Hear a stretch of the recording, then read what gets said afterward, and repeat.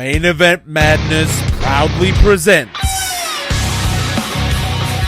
coming to you from the land down under, Sydney, Australia, and Naugatuck, Connecticut in the US of A. This is Wrestling's Rope Break.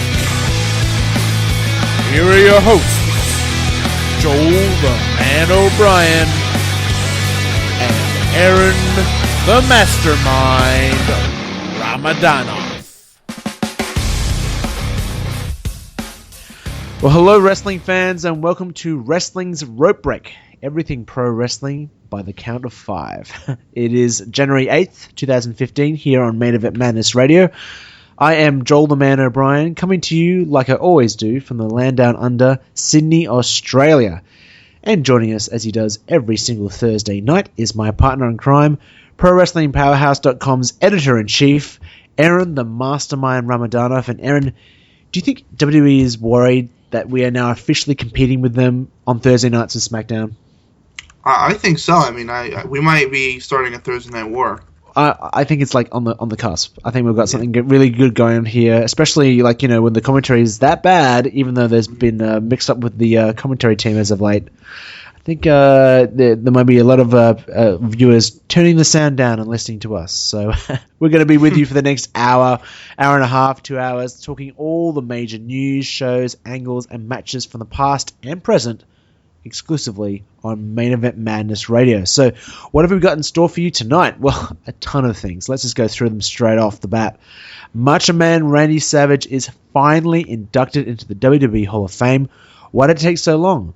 Should Hulk Hogan be inducting him? And what does this mean for other inductees for the future? Well, answers to those questions are upcoming. And with Wrestlemania just around the corner, it might be about the right time for us to put on our fantasy booking hats and give you our WrestleMania 31 cards for 2015. And maybe down the line, you can give us your WrestleMania 31 dream cards as well. Obviously, all that upcoming. A swerve for the ages coming up in the first ever Why It Works segments, and obviously we're going to be explaining what the hell I'm talking about a little bit later down the line. Plus your questions answered, our weekly spotlight question for you to take home and maybe think about, and the lessons learnt from the last 7 days of pro wrestling, all coming up with Wrestling's Rope Break. But obviously, before we kick off this show, how can you find us? How can you stay in touch with what are we doing? You can find upcoming episodes of Wrestling's Rope Break, interact with the show, and have your say about anything that we discuss by following these simple steps. Start by following us on Twitter at Wrestling Break and following Main Event Madness on Spreaker. Then head to Facebook and like us on Facebook at Wrestling's Rope Break. That's no apostrophe, Wrestling's Rope Break, all one word. And then while you're surfing on the net, might as well bookmark Main Event Madness and Wrestling's Rope Break by following our website at wrestlingsropebreak.weebly.com to stay in touch with all our upcoming episodes. So that's all the admin crap out of the way. Let's get straight into the news. Eron, your midweek news wrap-up, let's hit it up. Obviously, the biggest news story coming out of this week is Macho Man Randy Savage is finally inducted into the WWE Hall of Fame. Obviously, there's a lot of questions surrounding this kind of momentous occasion. It was a little bit odd having Raw trying to sell us on the fact that Vince McMahon was sitting in a room somewhere on Raw and trying to think about, should he induct Macho Man Randy Savage or shouldn't he? So what's the goss going on behind this? Yeah, I found that pretty funny as well, that Michael Cole was teasing it the entire night. That he's expected to be inducted. That was just a little, I don't know, odd to me, but ridiculous. Macho Man Randy Savage, first inductee into the 2015 Hall of Fame.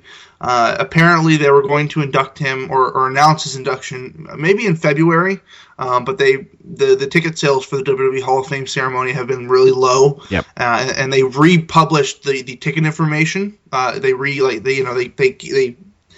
They gave a new press release for it and all that stuff. So obviously they're trying to sell the Hall of Fame. And I think with Randy Savage, obviously that's they're gonna sell some more tickets with that. Mm-hmm. And, of course, like you said, Hulk Hogan's going to be inducting him. And, it's been a little bit questionable about the fact that Hulk Hogan, of all people, instead of Lanny Poffo. Yeah, I mean, I think his brother's probably going to accept it on his behalf, I would assume. I don't know about that, actually. Yeah, I mean, I don't know who else would accept it on his behalf. I think what's happened with WWE at this moment is that they need some kind of star power to do the speech beforehand and accept the award on Macho Man's behalf. It may not be the most favorable person to do that, but the problem with Lanny Poffo is that he doesn't have enough star power surrounding him. I think there's going to be a lot of fans that WWE thinks are not going to recognize who Lanny Poffo is and not really accept him for what he has accomplished in the wrestling business. I don't agree with that. I think that it should be Lanny Poffo doing the honors, and that's the only person that I can really think should do it. But I think Hogan, especially with the history that these guys have had, I know about it. Other people may not, and I think that's what WWE is kind of like, leaning against.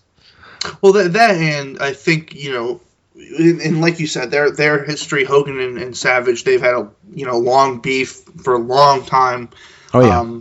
And I had this discussion or argument with somebody on Twitter on Monday where, he was saying, well, Hogan inducting Randy is a huge disgrace and all that stuff. And I said, well, you've got to remember, this is WWE's Hall of Fame. It's not like it's some independent wrestling Hall of Fame where this is WWE. We have to remember they do kind of little underhanded things like this. And, and I understand it, though. I understand that you got to put a recognizable face out there like Hulk Hogan to attract people to want to go, see Randy Savage inducted.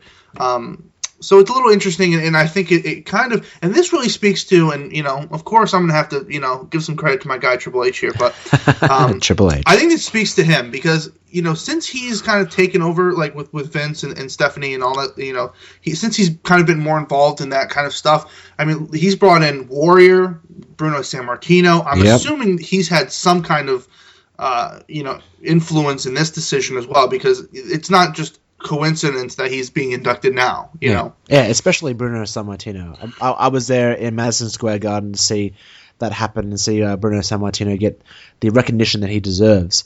Mm-hmm. And yeah, maybe there is a lot of Triple H kind of influencing Vince McMahon to bury the hatchet. And like, I guess the next question that kind of like leads off from this whole Macho Man Randy Savage being inducted, I think it kind of opens the door for any other star that has a big question mark above their head in regards to being inducted into this WWE Hall of Fame and getting those that 30 minutes in front of the live crowd and talking the industry and doing what all the greats have done, the Four Horsemen, Shawn Michaels, Edge, all those big names.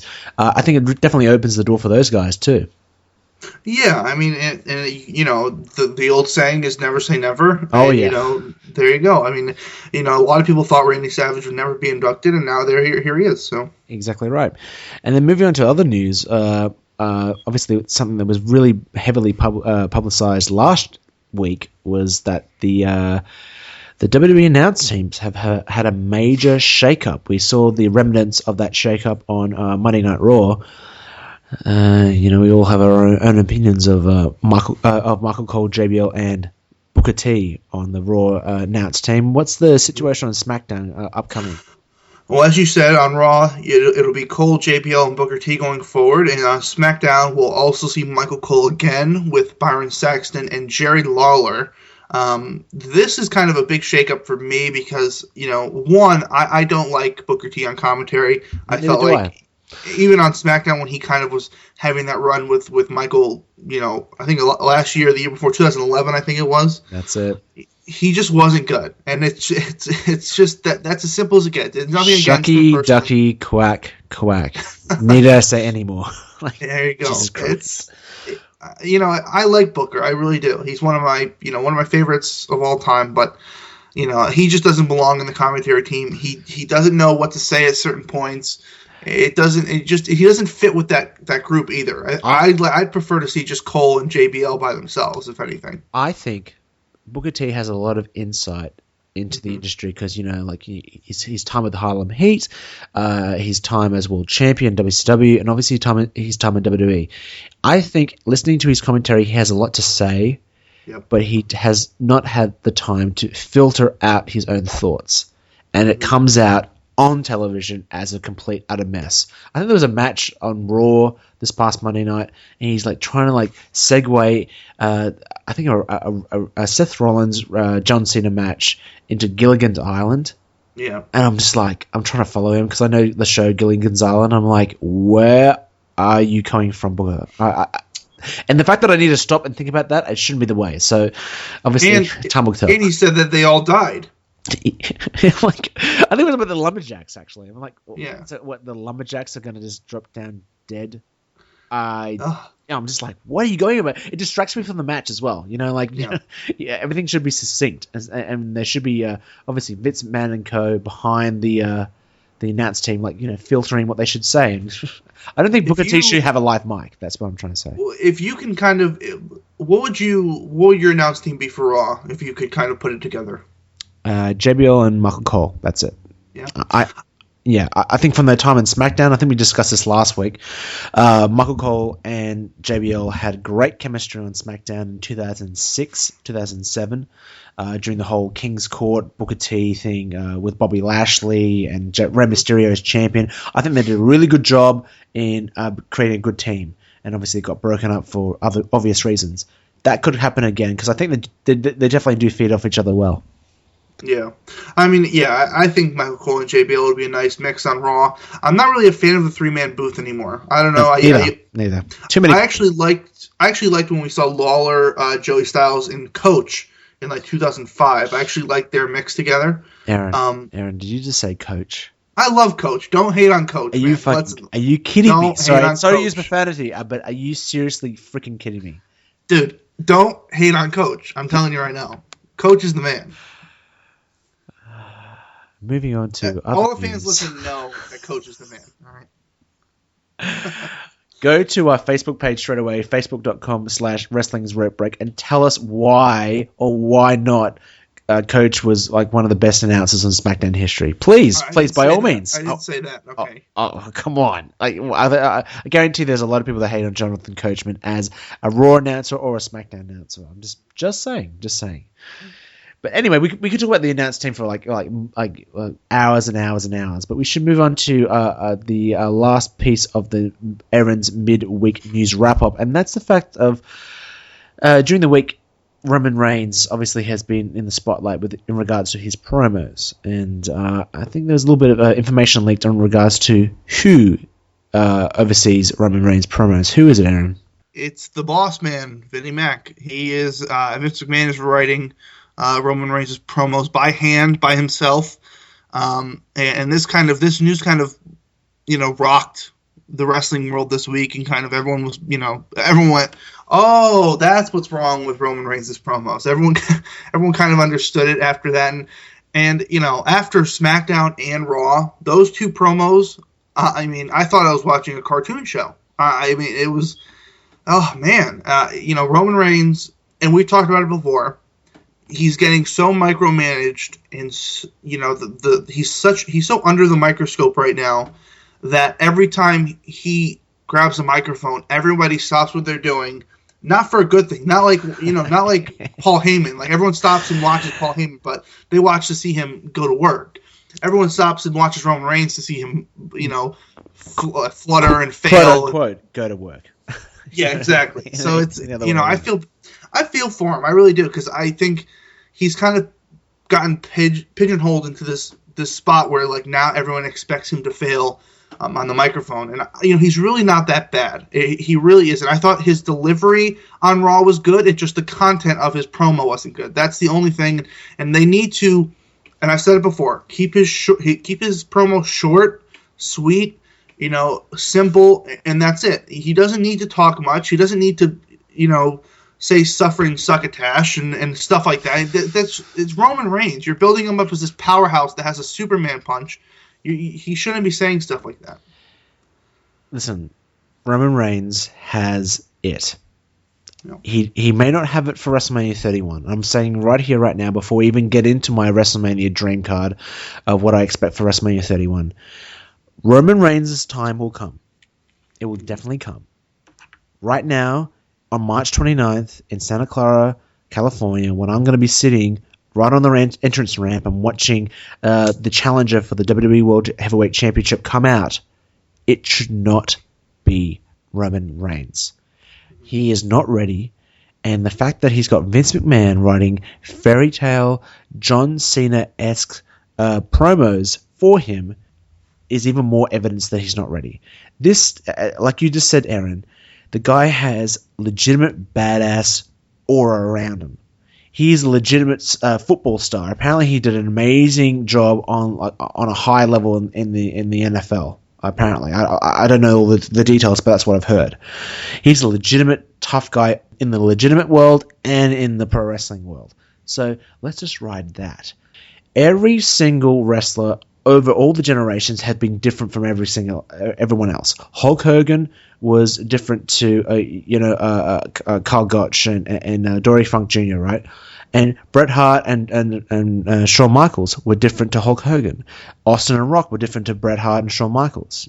John Cena was somewhat different to The Rock and Austin.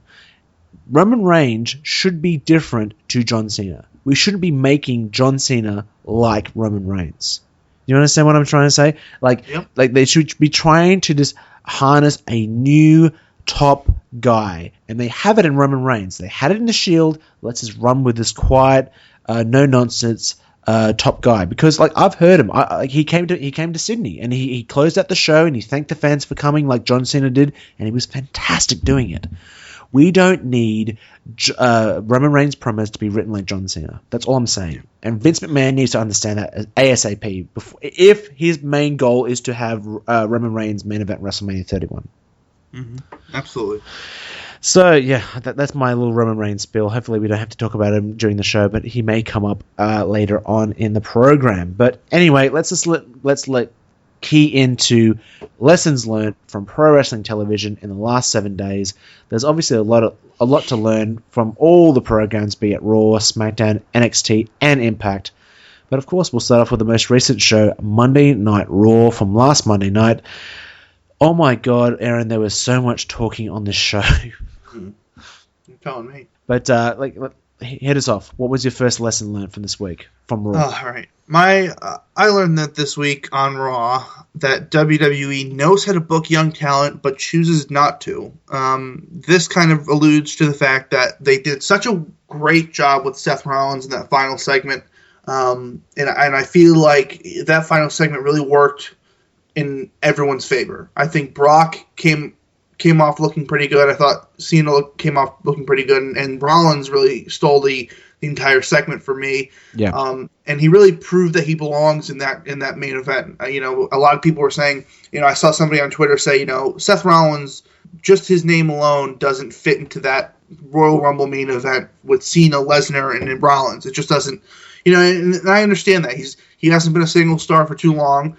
And he's new, and of course, but that's the thing you have to do. You have to you take a young guy, put him in a feud with a Cena, with Lesnar, and have him shine in certain moments. And I love that they gave him that spotlight.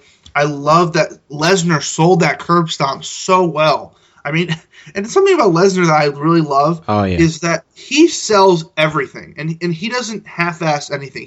If you're gonna hit him with a curb stomp, he literally hit his face on the mat, and at the end you saw a little dot of blood on his forehead. So it's devastating. It looked fantastic. He commits to anything he does with WWE, and if you bash Lesnar for anything, that's something you can't bash him for. Yeah, I think that last segment, if we didn't have so much frickin' talking throughout the whole show, that segment would have even been more impactful than it already was. Like, you could pull it apart. You could say, I don't like the fact that we had three guys that had such a hatred for each other, just waiting for each other to talk and take times in talking. I've heard about. I was on Twitter and I had a few people talk to me like in that regards. But Seth Rollins, like you said, was fantastic in this segment. He looked so comfortable, and like that's what you want from these main event, these high mid card guys taking their step in the main event spotlight. He was articulate. He improv when he needed to improve, and then he left the whole segment strong. And I tell you what, it threw a lot of questions into the mix with regards to who is going to leave Royal Rumble as the WWE World Heavyweight Champion. Like that, like we can segue into this right now, like, if you like, but like, who's going to leave with the championship? Like they made it a triple threat match, so it makes you think that, well, you know, Brock isn't actually going to leave with the championship due to the fact, you know, like if it's going to be 1-on-1 and Brock was going to move on, like it would be easy for him to lose to Cena. But does Cena need to have a loss in this match? You know, there's so many questions. Who? Okay, straight off the bat, who do you think is going to leave with the WWE Championship going to Royal Rumble? Oh man, well, considering we have one more week of TV, and you know, I like to kind of, you know, base my predictions off Raw and, you know, what kind of happens there. But as of right now, I'm going to stick with Lesnar. I think they want him in that main event at WrestleMania 30. I think if he loses the title, I don't know what he does. I mean, you know, and we'll probably get into it later with our WrestleMania 31 cards, but, you know, does he face Taker again? I doubt that. You know, who does he go against? So it's a lot of, you know, mystery with him, whereas with John Cena and Seth Rollins, you can kind of find something for them to do at WrestleMania, whether it's, you know, Cena versus Rusev and, you know, maybe Rollins versus Ambrose again, who knows. But I'm going to go with Lesnar. I think they want him in that main event. The only interesting piece of news that I saw, you know, this week, apparently there's like an advertisement in Philadelphia or something like that. Yep. For like a show after Royal Rumble that is advertising that John Cena is the WWE champion. Idiotic. So, which is, I mean, and I never buy that stuff. I really don't. I never buy those advertisements because they always change. You know, for example, you know, in Connecticut, there's a Raw coming up, the Raw after the Rumble, the 26th in Connecticut, which I'm planning on going to, which should be interesting. Oh, fantastic! Okay, that's good. Yeah. Well, obviously we'll be giving you guys a live report the days after the Raw from Connecticut that Eron obviously will be delivering. Yeah, and you know, and they're advertising a 4-on-4 tag team match with Cena, Orton, Ambrose, and Reigns versus Wyatt, Rollins, and Big Show, and somebody else. I don't know. Sure. You know, take that with a grain of salt. You know. Moving on to obviously my first lesson. I'm glad that you started off with a positive because Seth Rollins' progression throughout the whole show was a definite positive. The one thing that I learnt straight off the bat and throughout the whole show was that the WWE Championship feels like background noise to more pressing issues like who's in power and who's on welfare. I keep going back to the fact that we are on the road to the Royal Rumble. This is the match that's going to decide who is going to face the WWE World Heavyweight Champion at WrestleMania. I'm a huge advocate of that being the focal point for this whole show. Either who's going to be going to go to WrestleMania and who's going to be the champion after the Royal Rumble.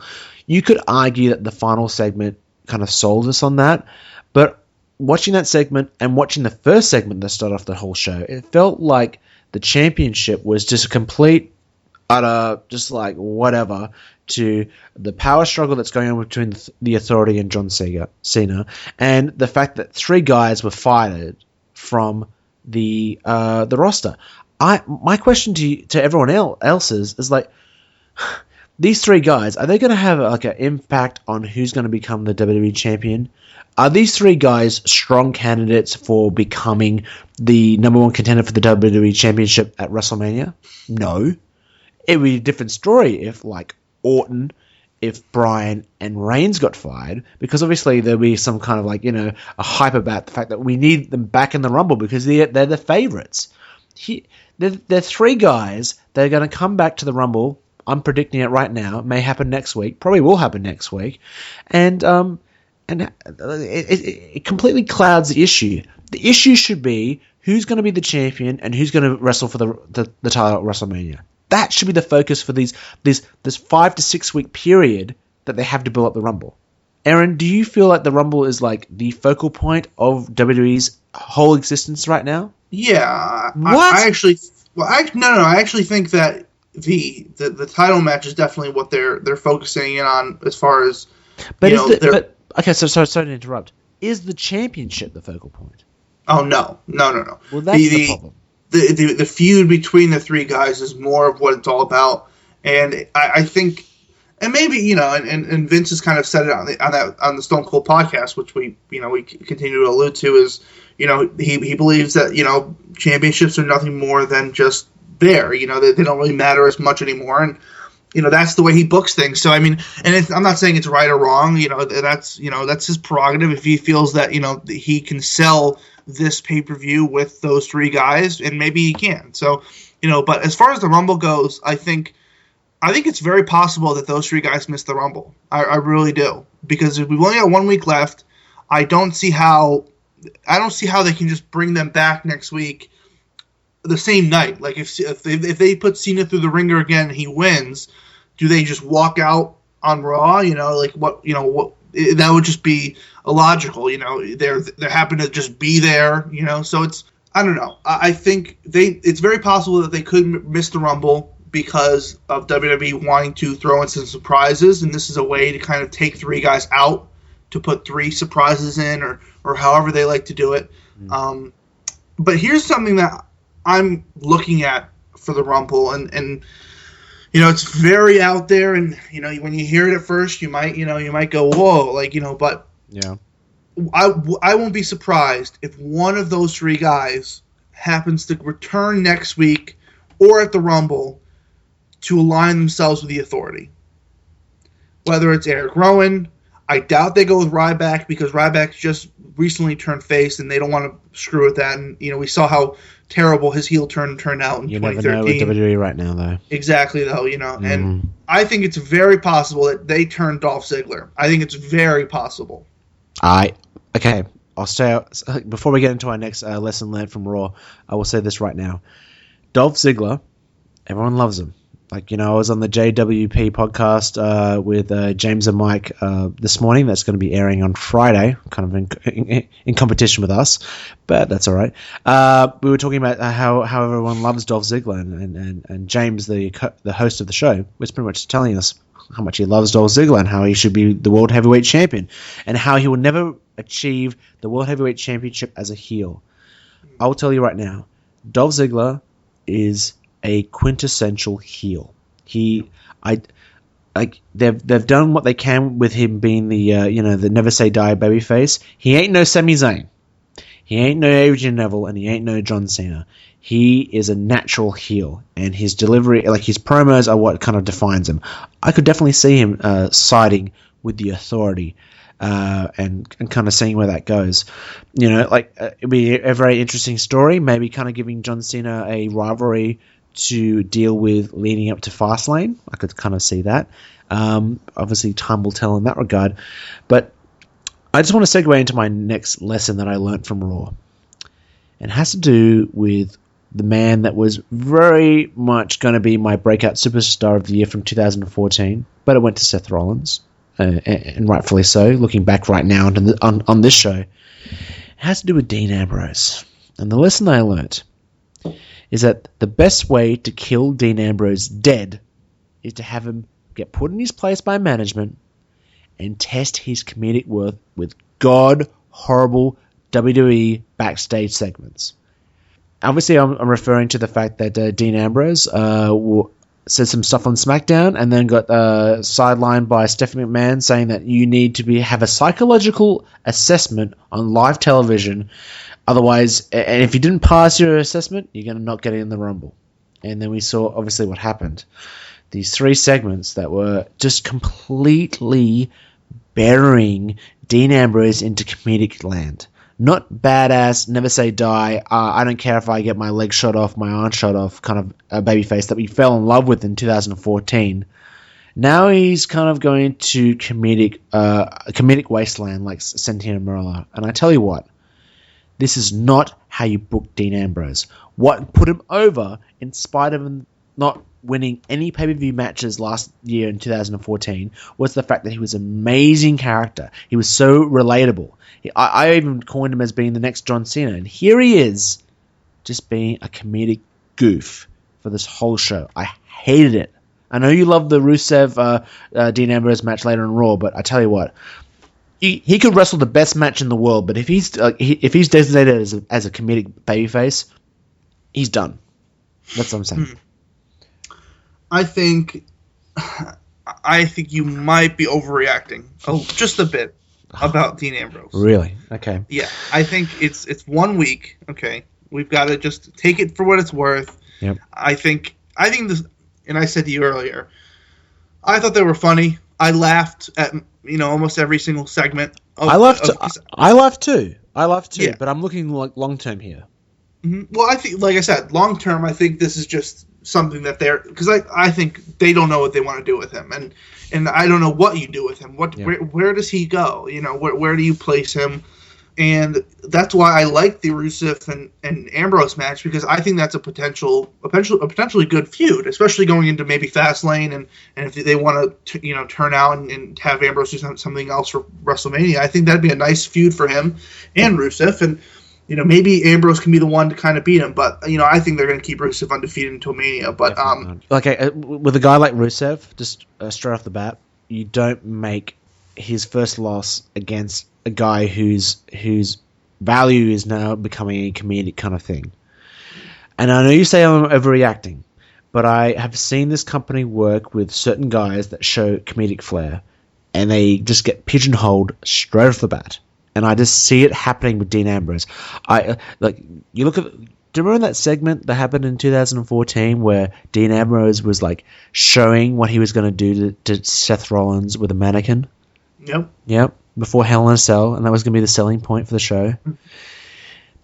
That's got Vince McMahon's fingerprints all over it, and this last Monday Night Raw had his fingerprints all over it again. And I fear for Dean Ambrose. And at the same time, this guy has come off this whole blood feud with Bray Wyatt, this ambulance match, this street fight, this boot camp match, this TLC match. They've done every single gimmick match alive because they hate each other so much. That feud's done. Now we're going to see the funny side of Dean Ambrose. Are you serious? It completely is just not what I expect from someone like Dean Ambrose. I will say this. I think it's not very good that we've seen two like you said, blood feuds, grudge matches between two guys twice. We've seen it with Ambrose and Rollins, and then Ambrose and Wyatt, and both times it's ended with Ambrose losing and the next week just not caring. Yep. No allusion to it. No, nothing to kind of derail him from it. I like I said a while ago, I kind of didn't mind the way they did the Wyatt, Seth Rollins, Ambrose thing at Hell in a Cell. It made sense to me as far as wanting to move on from that. And it was a nice segue to have Ambrose forget about Rollins. But this, there's no excuse here. I mean, Wyatt just beats him, and then that's it.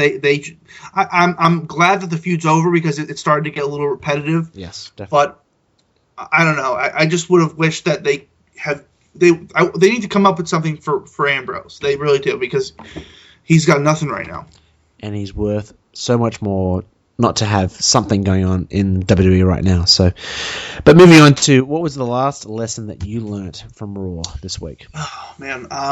I learned that WWE has no problem starting their opening segment with a 15-minute long promo or recap of the previous week. Here we go. Obviously, so for those who followed us during our Wrestling's Week that was phase on pwpradio.com, Eron has written articles and had a massive rant on Wrestling's Week that was, which is our previous show. Just rant, because I know that you want to rant about this situation, because it happens every single week on Raw. Tell us what you're feeling, Eron, when it comes to opening segments on Raw. Okay, so here we go. WWE. Okay, WWE. Yes. Okay. Yes. Compose yourself. Go. Whether Vince McMahon wants to admit it or not, is a wrestling company. Okay, he could say sports entertainment, but they use wrestling to tell stories. Correct? Absolutely. Okay. I have no problem with promos. I have no problem with talking segments. That's fine with me. I understand you have to set up a story. You have to tell a story. That is fine with me. But a 15-minute promo, week after week, by the same people, whether it's John Cena, The Authority, Seth Rollins, I mean, come on. It's it's gotten to the point where people can predict the entire show. You can just, like, you could sit there and literally write down what's going to happen, and there it is on the screen.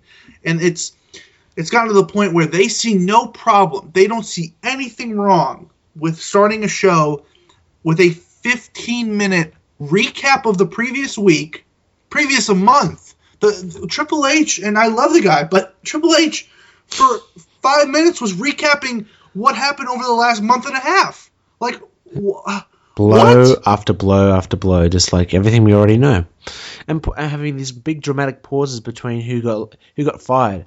Eric Rowan, crowd reaction.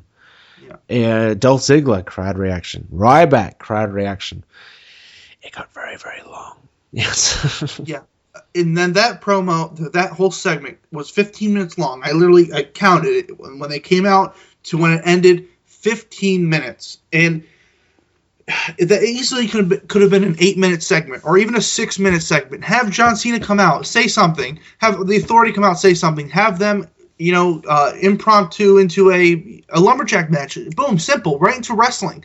I don't understand why, we can't get the intro to Raw, the fireworks, have the camera go to the commentary team, have them set up what's going to happen tonight with the big matches, the big story, whatever. Have them give a quick 30-second recap of what happened, and then go right into a match and have the commentary team talk about what's going to happen throughout the night during that match. I have no problem, and like we always say, have the commentary team stick with the match. But I have no problem with the commentary team breaking off a little bit during the match to talk about what's going to happen tonight if it's the first match of the night. I completely sympathize with that. I understand that. That needs to happen because I can't sit there for a 15-minute promo recapping the last month and a half of television when I'm watching every week. You're punishing the people that watch every week for the people that don't. And reward the people that sit there every week for 3 hours like I do instead of the people that tune in here and there and don't commit to the product. I mean, and reward me for sitting there every week. And the crux of this whole situation is that we were dealing with John Cena, Stephanie McMahon, and Triple H. 3 of the best people that can actually deliver lines in the company. Mm-hmm. And they've got these long segments, and I'm phasing out every single time they talk.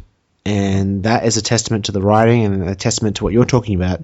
We need to condense what the hell is going on at the start of the show because at the crux of it, they're a pro wrestling show. Raw is a pro wrestling show on primetime television. Give the fans and give the people who are changing channels wrestling because that's what we are. I don't give a crap about this whole sports entertainment thing. We're pro wrestling. Let's just get some of all that content out there. So that's Raw, everybody. There was obviously a lot of other stuff, and I'll just say right now that I love Miz and Mizdow. I loved them on the show. They were fantastic. They had 2 little segments. Their comedic worth is just fantastic. And you know what the difference is between Miz and Mizdow and Dean Ambrose?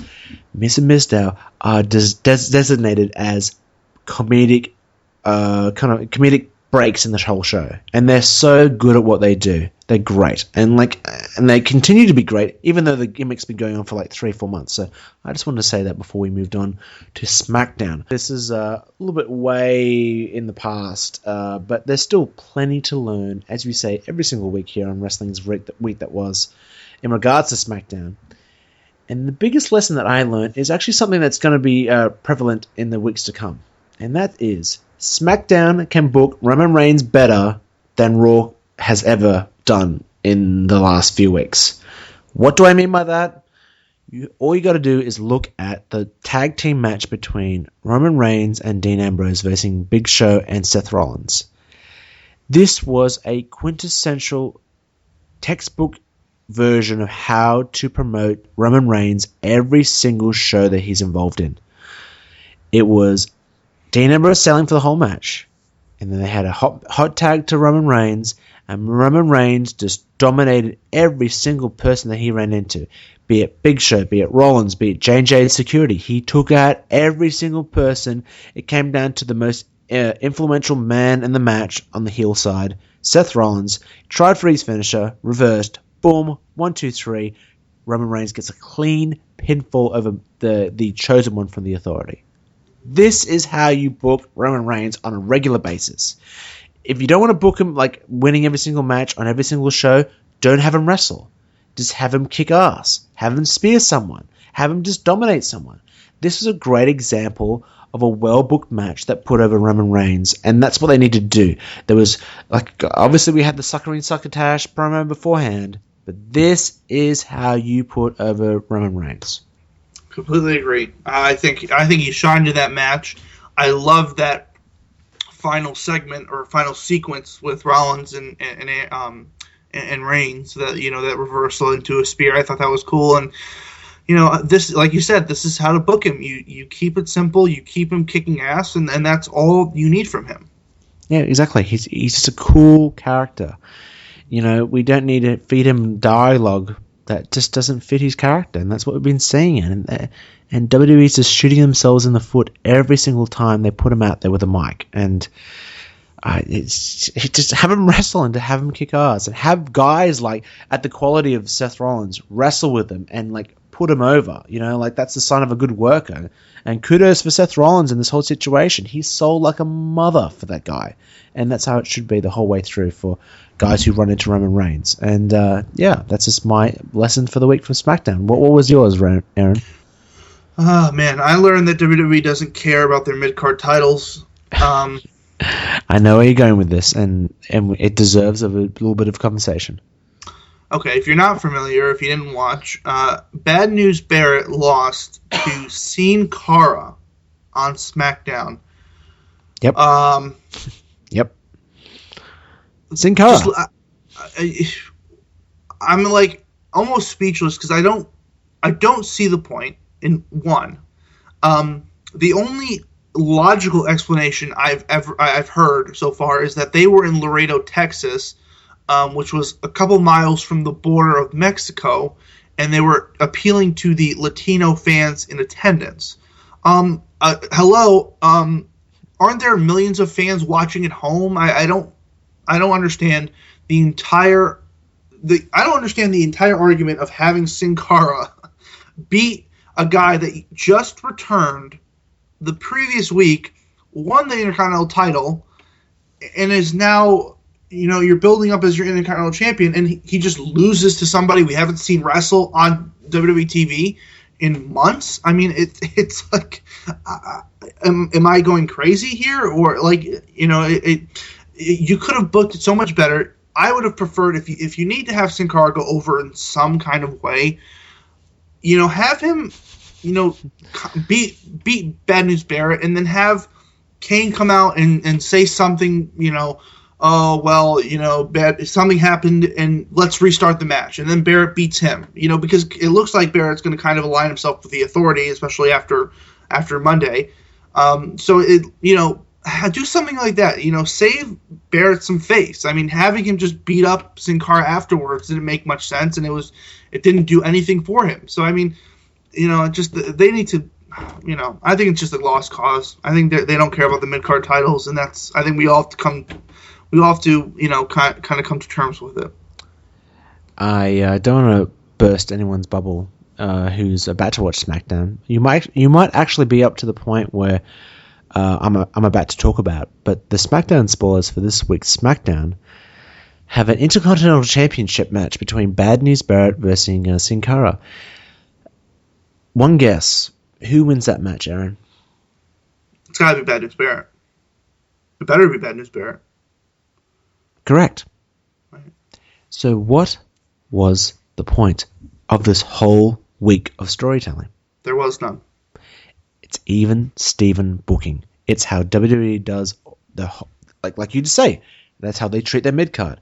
No one gets over, they trade wins, and everyone's at the same level. And at the same time, you have Vince going, all these millennials. They can't grab the brass ring and take it to the next level. Well, when the company shoots everyone in the foot before they even can get going, what chance do they have? And this is a great example of it. And then they'll be wondering why Bad News Barrett, Sin Cara, and the Intercontinental Championship isn't drawing viewers and drawing tickets when the champion is on show. It's ridiculous. But moving straight on to NXT. The NXT lesson of the week. It was a good show, solid show, probably one of the best shows on the WWE calendar for this past week. No surprises there. The lesson that I learnt is that NXT has mastered the art of convincing audiences to tune in next week. Like, they just build their show, they do their content, and in between they have all these little inset promos saying, hey, next week we're going to have Finn Balor versus Tyson Kidd. We're going to have the first ever Baron and Corbin versus Bull Dempsey match. We're going to have Adrian Neville defend the challenge for the NXT Championship against Sami Zayn. 3 massive, big matches. Sure, I understand that NXT is moving to Wednesdays, and that's a big deal. But every single week, we have at least one match that's hooked us into the show. This past week's show was the Lucha Dragons and the Vaudevillains Part 2 from NXT RO Evolution. Fantastic. That was the main event. It gives the whole spotlight on the tag team division. This show is so well freaking structured, and it shows what WWE's main roster should have, and that's foresight. Mm-hmm. Yeah, I see that, and I think, and they have the luxury of doing that because, once again, we've talked about it before, they have a 1-hour show taped, so they have the luxury of keeping some guys off TV for a week and then bringing them back in 2 weeks, and that's a really good point. They continue to make you come back, and that's probably the biggest thing in any wrestling promotion is to, give your audience a reason to return, and that's obviously a huge point. For me, I learned that the Vaudevillains, and I'm sorry, Bill Shannon, if you're listening, but I learned that the Vaudevillains are as average as it gets. Ouch. Oh, man, I'm sorry, but if you strip away that gimmick, these are just 2 guys that are just average, and that's it. I'm sorry, but Simon Gotch, I like the gimmick, I like the mustache, I like the pose, but the wrestling, it's just not there. He doesn't do anything special. It's very, old school, generic wrestling that doesn't get anybody excited. Aiden English is okay. I mean, he has some cool spots, but even when he was on his own before this whole Vaudevillains gimmick, he wasn't getting over, and that's why he was put into this tag team. So I don't know. I don't think the Vaudevillains have much leg room. I think I eventually thought that this team would be on the main roster. I don't think that anymore. I think they won't get a shot on the main roster. If they do, they'll become another Los Matadores, where they're they're just a funny tag team that kids can look at and say, oh, they're the black and white, old school guys. That's it. I mean, they're average, and I'm sorry to say it, but that's it. I mean, Yeah, I've got a kind of like love-hate relationship with the Vaudevillains. Like every time they have like a little backstage segment, I like the way they're presented. It feels different. They've always interacted with people like William Regal. That's kind of sold their gimmick quite well. Their wrestling's, I don't know. Like I don't feel as passionate as you do about how average they are.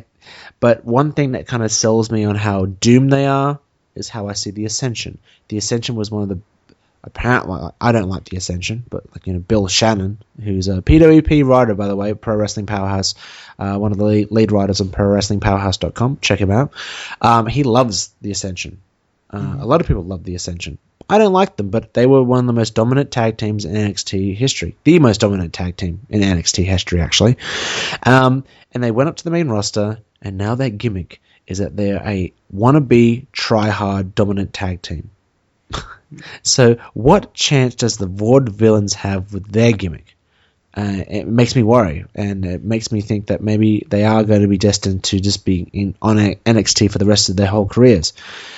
But regardless of all these lessons learned, do check out NXT. There was a great Sami Zayn promo, his first live promo back from being injured by Kevin Owens. Really good setup for the for this week's NXT World Heavyweight Championship match against Adrian Neville. Do check it out before you watched NXT this week. And now we're going to lead into, obviously, Destination America hosted Impact Wrestling, the debut episode of Impact Wrestling. And the first lesson that I have about this show is that A for effort, doesn't always equal A in execution. Now, what do I mean about this? What the hell am I even going on about? Obviously, for the people that watched it, know exactly what I'm talking about. This show was so much like every other TNA Impact episode that we have seen in the last few months. The talent's there. Bobby Lashley, James Storm, Bobby Roode, Eric Young, all these great wrestlers, Abyss. But they're just spinning wheels and dealing with the same ridiculous content week after week after week. And I know I'm going to tie into what lesson that you learned, Aaron. But the final segment of this show undid any kind of new vibe that TNA tried to solidify. We started off the whole show in New York City. We had the heels and the baby faces having a massive brawl outside the Manhattan Center, and it filtered into the arena. I love the opening segment. I thought it was different. Sure, it was a bit chaotic, and sure, it wasn't the best produced thing, but it was live. It was something new. We had Kurt Angle announcing that he's going to be on the main active roster. It started off big, but the show ended with a main event that people wanted to see, have a clean, decisive finish, but ended in bullshit. Bobby Roode got screwed out of the championship because his best friend turned on him for no reason, and Lashley ends up the champion due to outside interference. We've seen it all before. Aaron, talk to me about it. Tell me what your lesson learned was, because I think it kind of ties into what I'm talking about. Yeah, my lesson learned is that TNA can't help themselves when it comes to gang warfare, and you kind of hit the nail on the head. The show started off great. They started off different and new instead of having the intro go in and then having the commentators talk for a little bit. And I like that it was kind of different, and you had a big brawl, and like you said, but from my expectations, or when I look at a third match of a series of matches, when there's one, and then each wrestler has one victory, and this is the last, this is the final match between the two, and then this is Roode and Lashley 3. They were building this up as Roode and Lashley 3. A third match needs a decisive finish. It needs a clean finish. That's the end of a rivalry. It's the end of a feud. So unless they're planning on giving this feud another chance, which it looks like they might be, and maybe one more match, I just felt like we got kind of cheaped out of a nice match. I felt like the match actually went a little short, and they went over on their time as far as the show goes, and they didn't have enough time for that main event. And I think, we've talked about it 100 times over, TNA just can't stay away from the gang warfare. They just can't do it. Yep. I don't know what it is about them. They need a faction. They need a big-time faction in the main event of every storyline, and they can't stay away from it. So, and I'm done feeling sorry for them. I really am. I've always said I feel so bad for them. I'm done because they keep shooting themselves in the foot. Maybe I'm overestimating, how bad this really is, because it's only been 1 week. But, a faction of MVP with Samoa Joe and Low Ki, and it just doesn't make sense to me.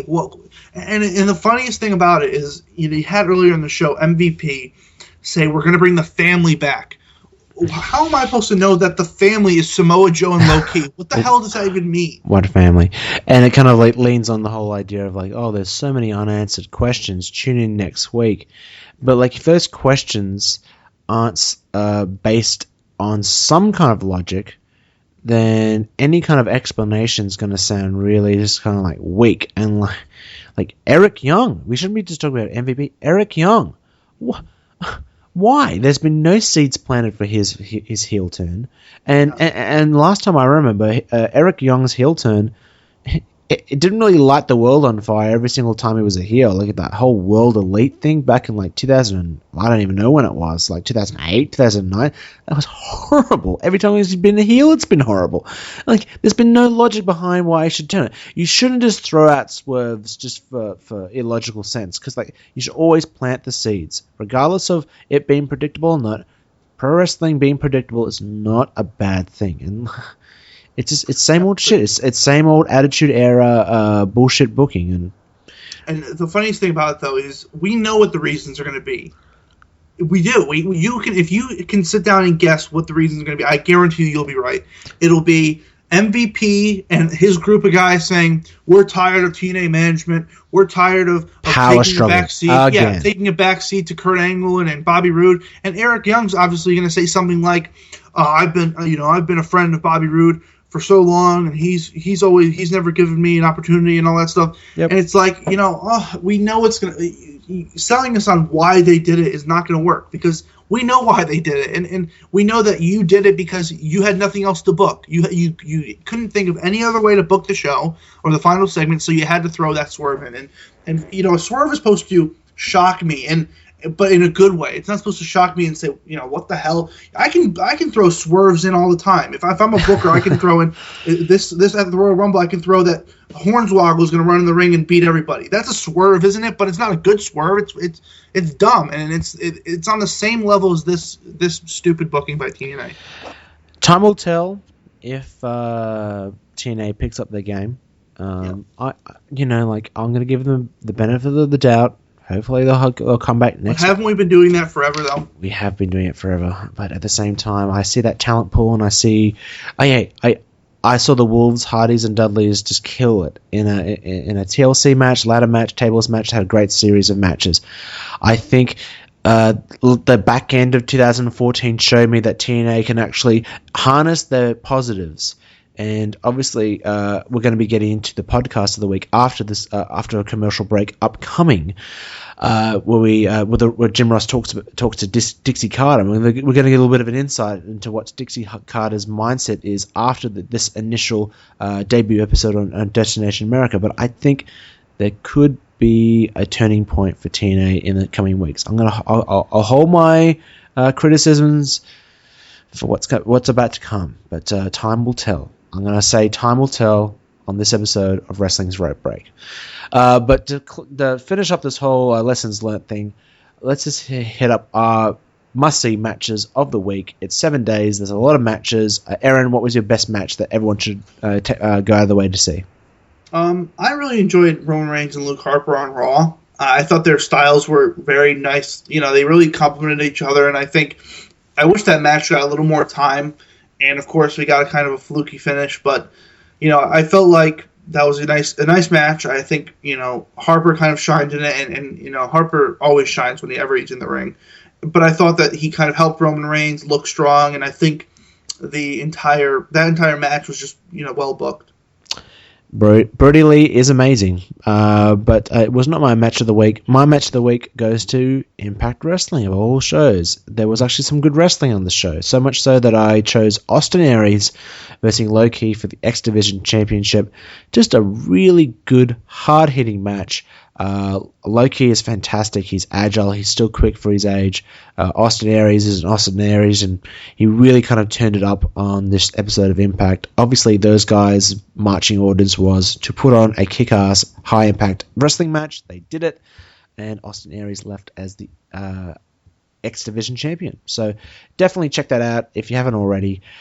We're going to lead into a commercial break, but when we come back, we're going to lead into what I talked about just before, the quintessential podcast with Jim Ross and Dixie Carter. So stay with us. So you're cruising around the internet looking for some entertainment. What if I told you there's a hard-hitting, fresh, and opinionated podcast out there covering everything from WWE and TNA to the NFL, the NBA, and MLB?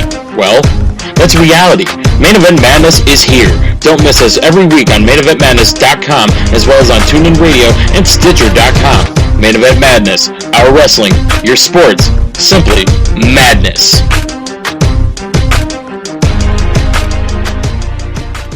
Okay, we're back. MainEventMadness.com. Definitely check them out. John Curry and Alfonso Marion giving you not just pro wrestling, but NFL, NHL, baseball, everything you want in your pro wrestling and sports-orientated podcast. So definitely check them out. Okay, so the quintessential podcast. It's our section where we analyze and dissect the best podcast of the last 7 days. And we can't go any step further without looking at the Ross Report, Jim Ross's podcast. It guarantees you to be money every single week. If anything, if you're not interested in the guest, you might as well check out what is on Jim Ross's mind, because I guarantee you every single week it's money.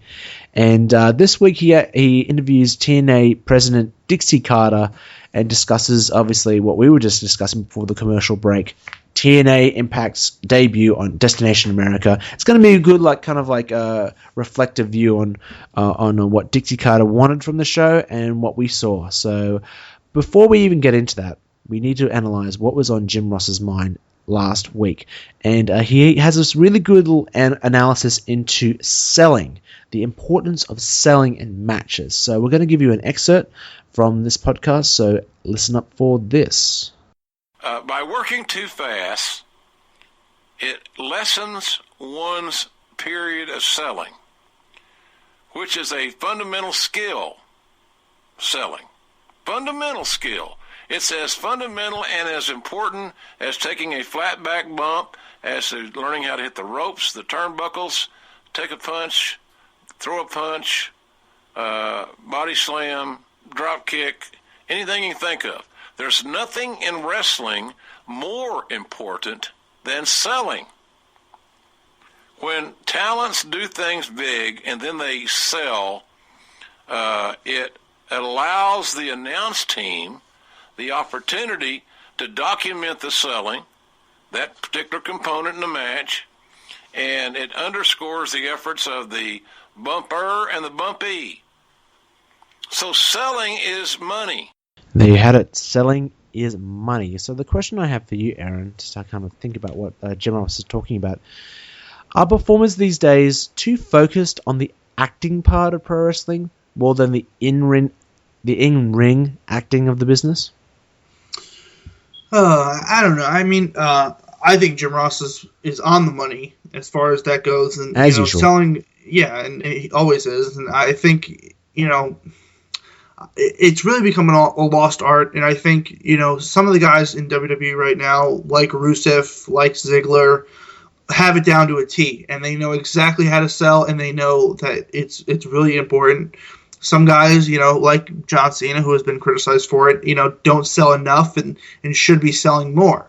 But at the same time, I understand why some people don't sell it. Maybe it just doesn't come to mind, and maybe they just maybe they're thinking of something else, and they're trying to work a match, and they're constantly moving it. Maybe it's a little harder to, and that's why I give so much credit to someone like Rusev and Ziggler for being able to sell that well. I mean, Rusev is just a selling machine.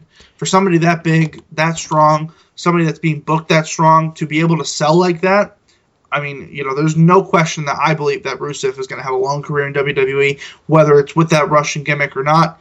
And that's why it's such a testament to guys like him and Dolph Ziggler being able to sell so well.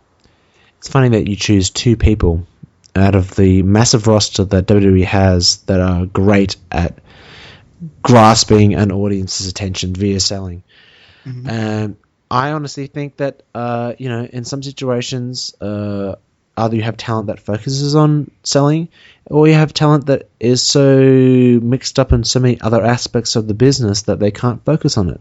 Maybe some of them are being micromanaged, like Roman Reigns, where there's so many other emphasis on other things, like their promo ability and their acting ability and their character outside the ring, that they actually don't do the fundamentals like Jim Ross talks about. Maybe they wrestle too quickly. Maybe it's obviously I don't want to pick on the Usos, but like the tag team wrestling scene is very much on high spots and quick spots and super kicks and all that kind of stuff. Obviously some of the best tag team wrestling has that kind of selling aspect, because if you look at any kind of traditional tag team match or any traditional kind of like singles match, any match, there's a situation where the audience needs to invest in that wrestler, making that hot tag, making that comeback. And I honestly feel that that's sometimes a lost art because there's time restrictions. We have to think about the promo afterwards. We have to do all this other kind of stuff. And maybe that's just a sign of where the industry is going. Maybe it's not going in the place that we as pro wrestling fans are used to. Mm-hmm. But moving on to part 2 of this 3-part audio excerpt series that we've got on with TNA President Dixie Carter, we actually get into the interview itself. And Jim Ross asks, quite candidly, Who is the target market for TNA going into 2015? So let's have a listen to Dixie Carter's response to this question. Wow, I mean, that's a really good question. I mean, because you know better than anybody and better than 99% of the people out there how broad our viewing audience is, right? It's from young people to grandparents. It's a generational viewing audience. It's males, it's females, it's global, and it's different cultures. But, you know, and it would really be, it's who do I want to attract, or who does our network want to attract? I mean, our network wants to attract, you know, adults, which is much more than, it's broader than just a male audience, where when we started with Spike, it was very specific, male 18 to 49. I mean, we never, like, we had to fight to get any kind of demographic information, even viewership numbers, you know, or even our rating, to get that from them, because that was so, they were so singularly focused on that. But Destination America is much more broad in its, in where they want us to be. And so, you know, we're going to, I think part of where we're going to be transitioning this year in 2015 is really trying to distinguish our product, not just from our competitors, but even from ourselves in the past, and really diving into a lot of that. Because I personally, and a lot of us that work together, feel like that's what the viewing audience wants today. Distinguishing not just from our competitors, but from ourselves. You heard it direct from the horse's mouth. TNA President Dixie Carter. Eron, I have one question for you. After watching TNA's re-debut on primetime television last week, did TNA actually differentiate themselves from themselves in the end? No. No, they didn't. Of course not. And maybe Dixie Carter forgot, like, when she recorded the podcast with Jim Ross, maybe she forgot along those days and just, you know, I'm just going to book this show, or, you know. Maybe she actually did a Vince McMahon last-minute rewrite of the show like 2 hours before the broadcast. Maybe. If I'm Dixie Carter and I'm having an interview with Jim Ross, after that interview, I'm on my hands and knees begging Jim Ross to come book my show, because I mean, I mean, if she could sit there with a straight face and say that she's trying to differentiate her product from what we saw in 2014, then she must be blind or something, because there was nothing different about that show on Wednesday. It was same old TNA. At the same time, we're talking about the main event, the main focus of the show. Like, there's other aspects of TNA that we like. I just want to say that, like, straight off, because I think, Eron, you'll admit that we like certain aspects of TNA's booking. Like, we like the mid card, but the main focus of the program sometimes just loses focus. Yeah, and I'll balance it out. Like I said, I loved the beginning of the show. I loved, and I've always loved the backstage segments that they do, where their camera's not right in their faces. The camera's around the corner, peeking through a door hole. You know, I always loved that. I've never liked WWE's style of just having a camera in front of two guys and acting like the camera's not there. So there are a lot of things I like about TNA's production value and a lot of the stuff they do.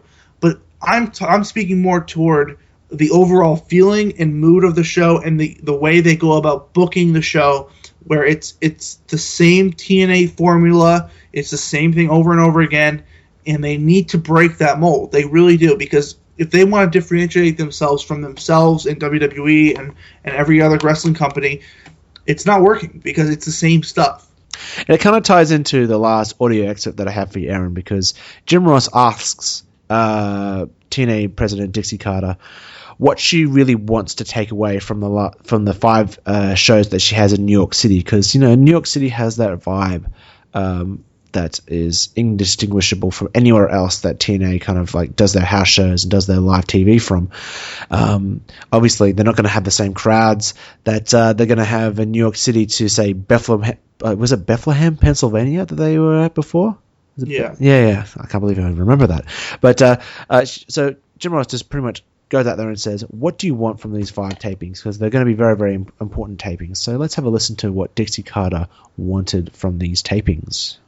I think the goal is 5 shows over those 3 days. But here's the deal. The live show, I mean, it's not going to be, you're not going to tune in and see a different show. I mean, when you're live, you know that there's only so much that you can do in a live format television production. So that show is going to be absolutely off the charts wrestling. We've got some incredible matchups, of which I'm really excited about. You know, the Bobby Roode, Bobby Lashley, you know, their third kind of what's going to play out of that match. The live show is going to be an amazing, action-packed, you know, great wrestling, of which we're very proud to be called a wrestling show. Mm-hmm. But the changes that you'll start to see taking place on Impact will come in the subsequent weeks when we have some post-production time to do some of the things that we have planned that are going to definitely give the show a different feel. Yeah. So obviously, Dixie Carter didn't really want to change the world on her first show. But Eron, do you have faith that Dixie and her crew, which is relatively unchanged from before, do you have faith that they are going to make sound changes that benefit TNA and the broader industry? Well, I think she kind of proved my point that I'm about to make right now. Like you said, she is not out to change the world. She is not out to change anything about her company. She's sold on the fact that her company is great, that we have great matchups, like you heard her say. We have Bobby Roode, versus Bobby Lashley, great matchups coming up, and she sounds like she's almost in denial that her product doesn't work anymore, and it's gotten to the point where she needs to shoot for the stars. The TNA needs to go out on a limb and produce a live show every week. That's one of the things that I've been preaching for years, is a taped show. If that's your only show on the air, a taped show doesn't work. It just doesn't work because people, for some reason, and I understand that there's, a disconnect between a live show versus a taped show. It's just common knowledge. There's more feel. There's more excitement for a live show rather than a tape show. That's just the way it is. So as far as, I understand that, taping a show is much cheaper than producing a live show.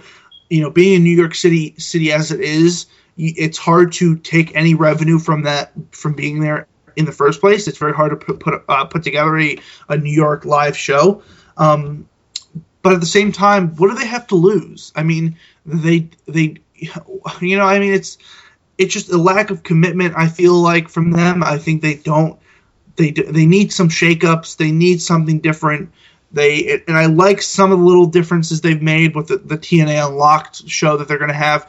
And the one thing I will say is TNA has people backing them, like Destination America, who are committed to selling this product. I mean, I saw nothing but TNA promos all week leading up on ESPN and a bunch of different places. Oh, really? I even saw a promo during Raw this past week of TNA. So it's clear that Destination America is really selling Impact Wrestling, and I'll say this as well: TNA will stick with Destination America because Destination America needs them more than TNA needs them, and that's a fact, because TNA, and I'm assuming they had other offers. I'm not going to sit here and say that they're not going to. They generated about maybe almost 1 million viewers on average, and I think that that is valuable to any network that takes them on. So I think Destination America is more than happy to take TNA off their on their network.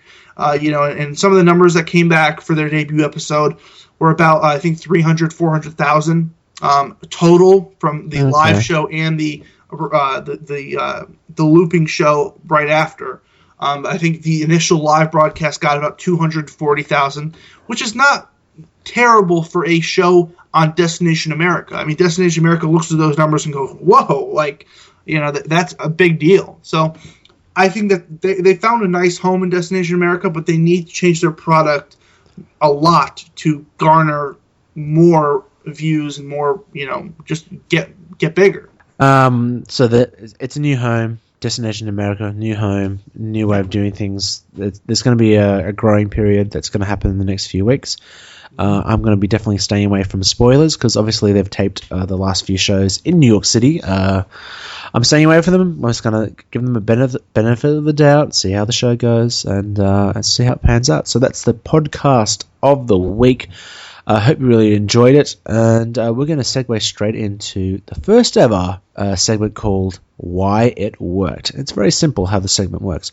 We take a segment, a finish, a storyline, anything unmatch related. It could be as simple as a finish maybe to a match, an angle surrounding a match, and we talk about why it worked. Pretty simple, huh? So the first segment that I chose, and Eron's going to be doing the next two segments, not just for why it worked, but also for our video vault visit, which if you watched our first episode is where we analyze a match from history. We break it down. We talk about the story. We talk about the match itself and the great parts of this historical match that you may have forgotten about. But focusing on this week, why it works. So the first segment we're going to be doing is Mark Henry's fake retirement segment from Raw, the 17th of June, 2013. And obviously the story leading up to this was that this was the angle that was going to hotshot Mark Henry versus John Cena for the WWE Championship. And it was all centered around a social media buzz where Mark Henry was officially going to retire on Raw. Now, this is one of the situations where social media worked in WWE's favor. They sent out the tweets, they sent out the Facebook posts, they got people buzzing about the fact that Mark Henry was actually going to retire. I don't think it had been on on TV that much. He kind of been in the back area of WWE for a little while, and his first appearance for a little while was to come out with his old boots and put them on the ramp in a sign of saying that I'm done with the company, and he went down to interrupt John Cena during a promo. Now, what made it work, right? It's all about the details. It's the boots that he brought out. He puts them on the ramp.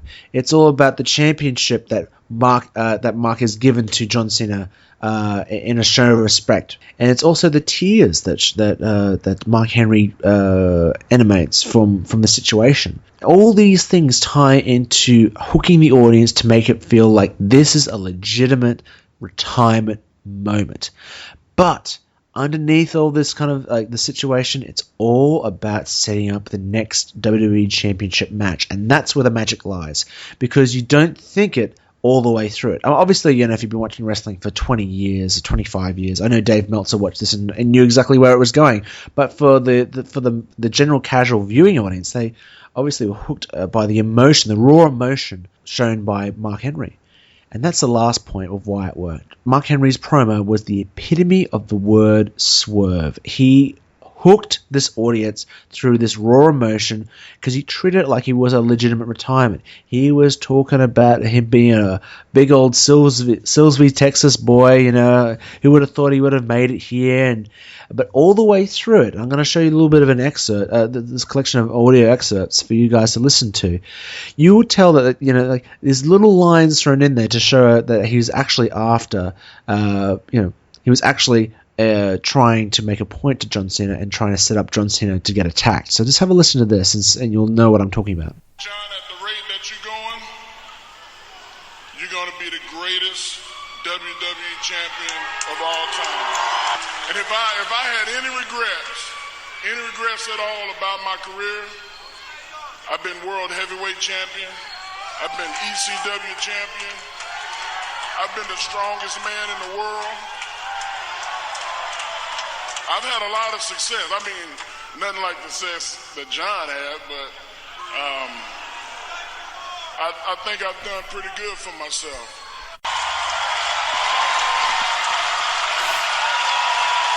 That's the only championship Mark Henry hasn't won.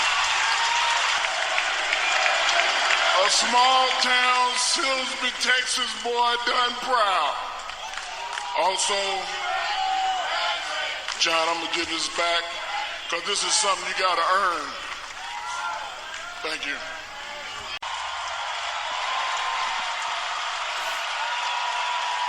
That's the only championship Mark Henry hasn't won. A small-town Silsbee, Texas boy done proud. Also, John, I'm going to give this back because this is something you got to earn. Thank you. So as you can tell, like, just those little lines there about, you know, he gave him the championship back because it's something you have to earn. Taking little stabs on the fact that, you know, John Cena's done all these other great things. I might be the strongest man in the world, but I haven't had the success John Cena has.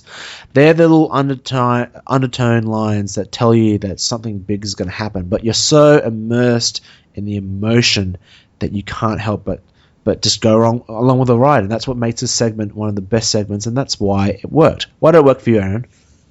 Well, like you said, I think one of the biggest things is it gave the people a reason to why John Cena was in the ring still. A lot of people I remember during that night, a lot of people were like, why is John Cena even still there? And, you know, it's going to be a swerve because John Cena's there. And, you know, but he kept giving a reason to why John was there. You know, here, take your title back. Like, there's a reason why he's there. And I think that was something kind of, it added to that segment. I think without John, you know, of course, it wouldn't have been what it was. I love the like you said, the boots, kind of laying the boots down, you know, taking all the steps to making us believe that he was going to retire. You know, of course, crying, you know, spoke from the heart, you know, and it seemed like he was really giving a real Hall of Fame, you know, retirement speech. So and the announcers as well. I love the fact that JBL was like, you know, this, like, you know, well, obviously you couldn't see it, but if you watch the segment, you know, like where the fans are cheering and JBL goes, that's the only championship that Mark Henry hasn't had. Yep. He's obviously holding the championship up in a sign of, like, I wish I had this. Again, kind of tying into where this is heading, you know, like it's just such a well-crafted segment. Yeah, absolutely. And like you said, JBL coming in with that little line there, and you know, of course, it led to a feud between the two. I've always thought that feud could have gone a lot more, and it you know, it kind of fizzled out toward the end. But you know, nonetheless, great acting by Mark Henry. Probably one of the best, you know, segments I've ever seen. And that's probably his best promo he's ever cut. Yeah, absolutely. So next week we're going to be going back to our Video Vault visit. What match are we going to be reviewing? Well, we don't know yet. So stay tuned to Wrestling's Rope Break on Twitter. That's at Wrestling R Break, capital W, capital R, capital B. And follow us on Facebook because we'll be posting it there. So that's facebook.com/Wrestling's Rope Break. So at Wrestling R Break and facebook.com/Wrestling's Rope Break. Stay in touch with everything that's going to be coming up in Wrestling's Rope Break. Okay, so we're going to move into the questions from the fans this week. Aaron has the questions. What have we got this week? All right, we got a couple questions from the fans this week. First question comes from Christian Brown. Why can't some wrestling fans just accept that the Attitude Era is not coming back? I think some fans actually look back on the time in their childhood with rose-colored glasses.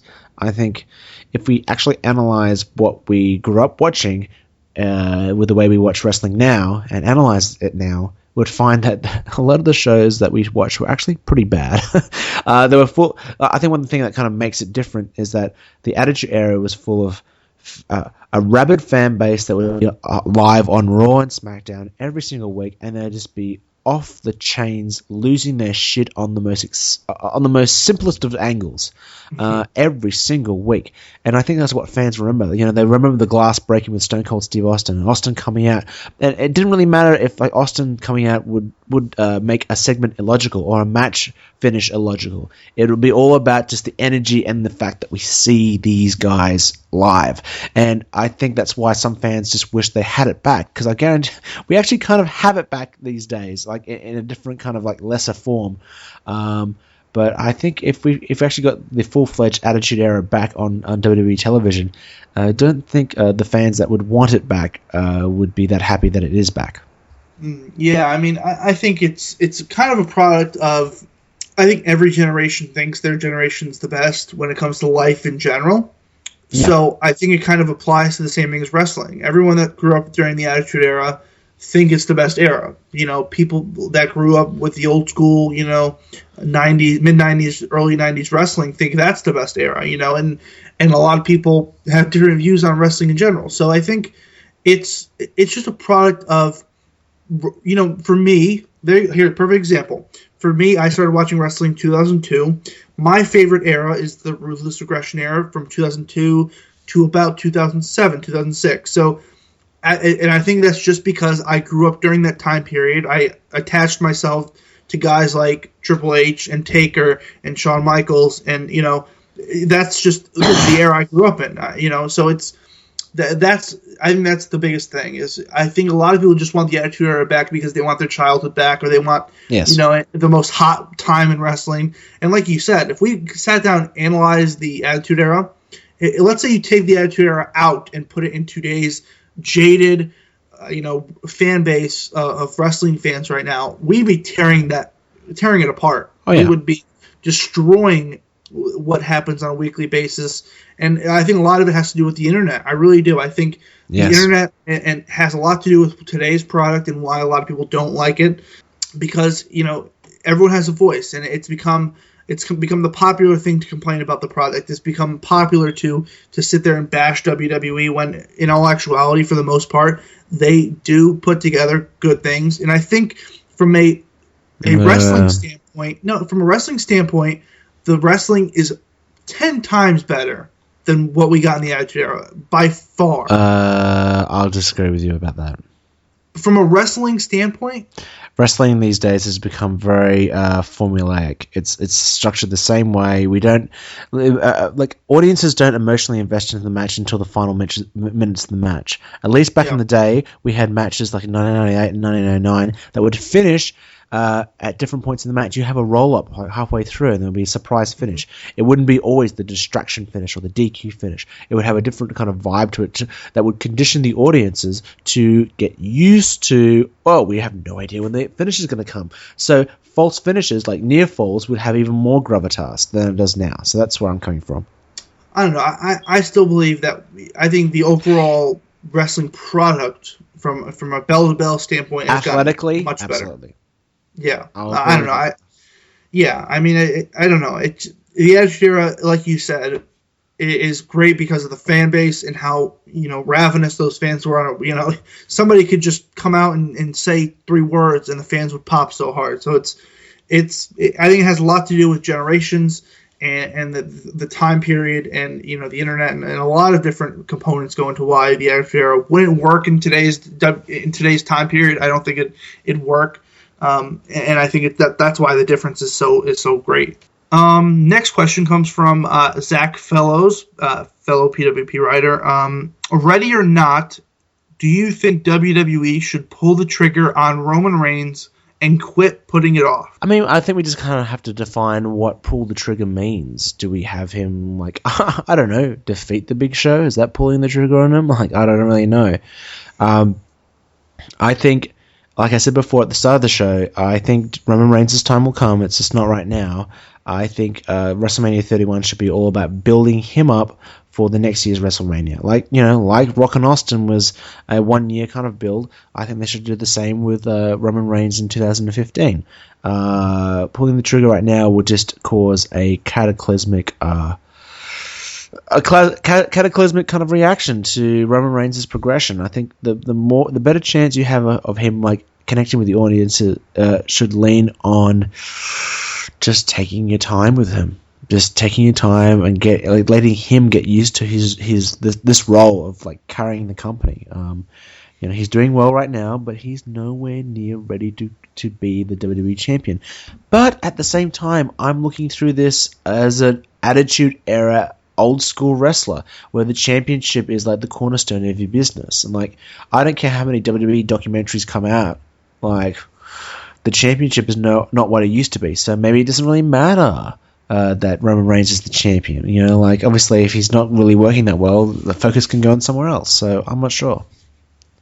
Yeah, I mean, it's like you said, we have to define what pull the trigger means. I think they are, and only WWE knows if they're really going to pull the trigger on him, because, you know, they either have a plan for Roman Reigns to win the Rumble and go on to face Lesnar or Cena or whoever, at WrestleMania 31, or they're going to put it off for another year. And I think that's the way to go, and we'll get into that when we get into our WrestleMania 31 cards. But I feel like they are slowly pulling the trigger on him, and I kind of get what Zach is saying, that he kind of wants maybe them to commit to him fully, say that, but at the same time, I think they are kind of doing that, where they're presenting him as this, futuristic star, this futuristic John Cena, and, in some respect, I think they are already pulling the trigger on him. So that does it for our fan questions of the week. Yeah, absolutely. So thanks very much for everyone who posted fan questions. Obviously, we can only get to so many every single week, but get ready to post your questions for next week's episode, and we will choose the best ones out of the bunch. So thanks for everyone who put in questions for the week.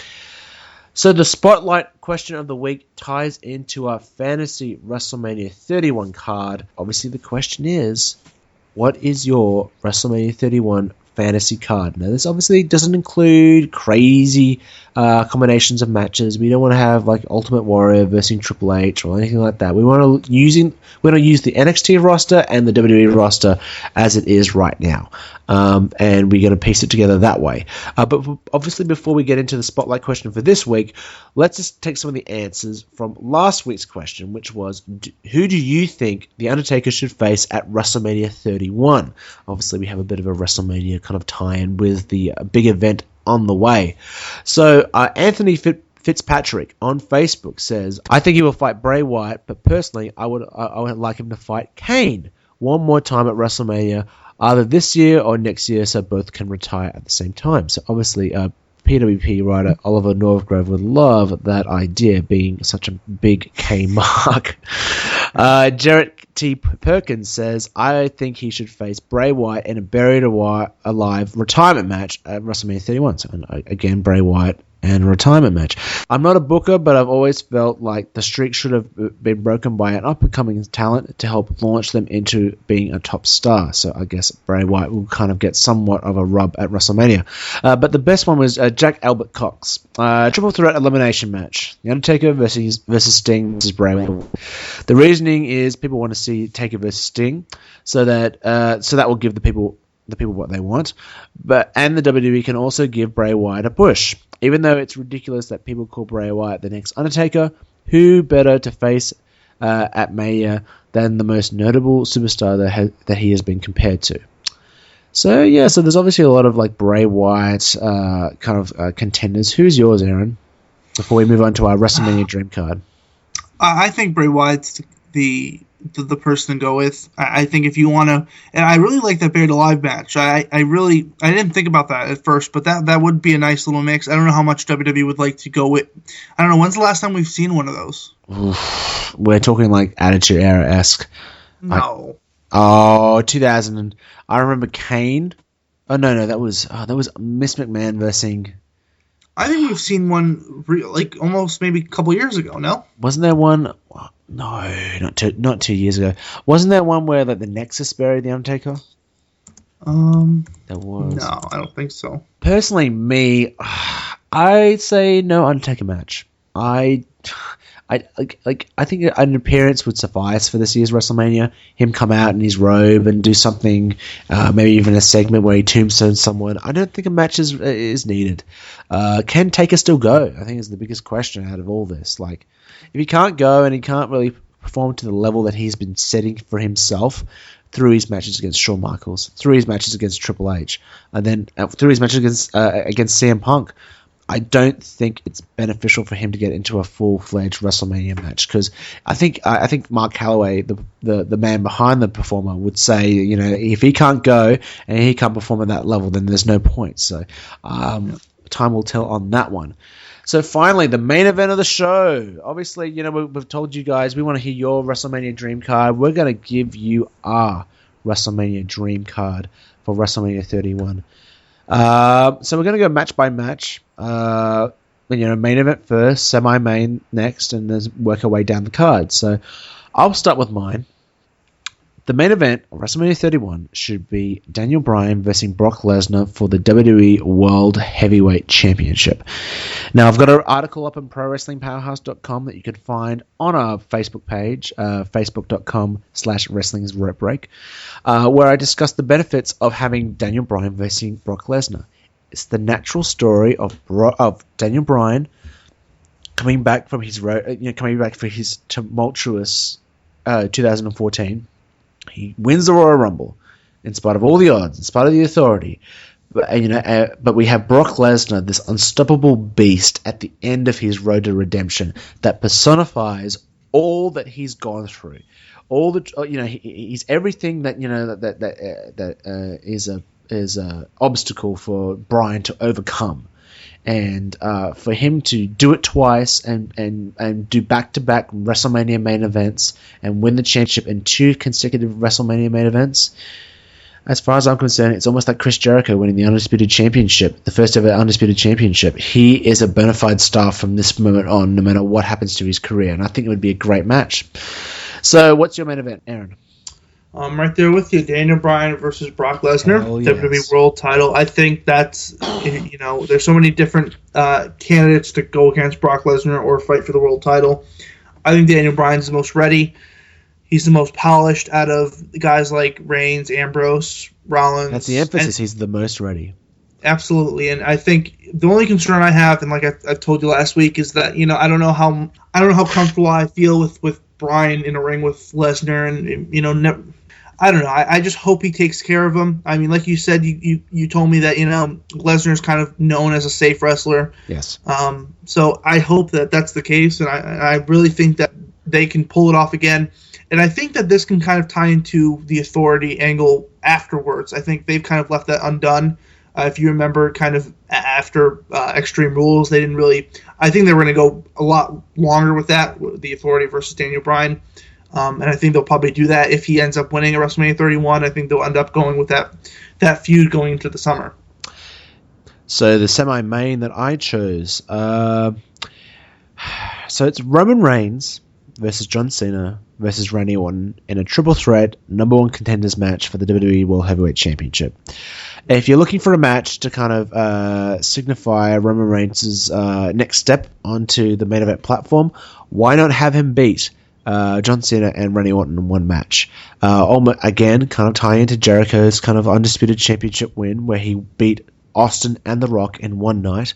Might as well put Roman Reigns through the same ringer in regards to John Cena and Randy Orton. I don't see any problem with that. Maybe have a big spot at the end, maybe very much a la John Cena versus Edge versus Big Show from WrestleMania 25, where he does this big spot where he has both of them on the shoulders, shows a lot of strength, takes both of them in one move, maybe, I don't know, and then have them go over strong and look down to face Daniel Bryan in the upcoming WWE Championship match. I think that could be really beneficial for him. What's your semi-main, Aaron? My semi-main is a little bit out there, so bear with me. Yep. I'm going to go with Triple H versus Dean Ambrose. Okay. I think that someone like Triple H being able to kind of sell somebody on Dean Ambrose that, at this point will have lost almost maybe every pay-per-view. I don't think he's going to win the Rumble. It depends on what he's going to do at Fastlane, but it's not going to be very significant because that's one of those throwaway pay-per-views. So I think to kind of re-elevate Ambrose to the point where we want him to be, I think a win over Triple H at WrestleMania would be huge. And I think those two can do a lot of good things in the ring. I think they'd be able to put together a good feud. And I think I don't understand why Ambrose hasn't been kind of thrown into this authority storyline. I think they've kind of missed the boat on that a little bit, because I think if anybody's going to fight the authority, it'd be Dean Ambrose. I mean, it kind of goes hand in hand. So I'm going to go Triple H versus Dean Ambrose in a semi-main event. I actually forgot to tell you the end scene of WrestleMania 31 for me is Seth Rollins cashing in his Money in the Bank and actually leaving WrestleMania 31 as the WWE World Heavyweight Champion. I forgot to leave that out of my Daniel Bryan Brock Lesnar match, because that ties into my next match. This whole story, I want to see an unsanctioned match for the Money in the Bank briefcase between Seth Rollins and Dean Ambrose.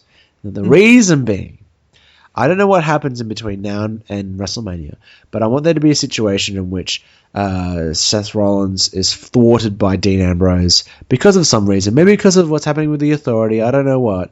But they reignite their rivalry a la Bobby Roode and James Storm reigniting their rivalry in 2012, 2013, where they had that brutal street fight at Bound for Glory. I want to see the same kind of thing, obviously not as bloody, but the same kind of thing at WrestleMania, because we didn't get a decisive win from Dean Ambrose.